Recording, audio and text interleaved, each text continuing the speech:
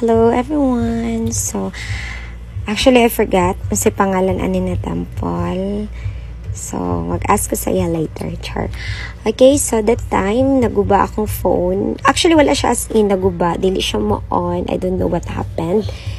So ayan, so I asked him to use his phone para ma-videohan po ko while naga-feeling princess. Disney princess din at that time. So, maradyo wala na nagsakit akong tiil din ha, no? Actually, sakit na dyan kayo akong tiil din ha at that time kay gikan na mi anak nag-trake. Ito sa beautiful forest. Char forest! Ayan, so yan. So, feeling kay ko nagwapa din ha. Pero while pababa ko na, amazed jud ko sa kanindot sa place ug kalimpyo. So there down the side, lake daw na anak ko, hala, ocean. So mo ko sa ocean eh. So yan, ana siya lake. So na nag-fishing din at that time. So tabok sa ko, ayan.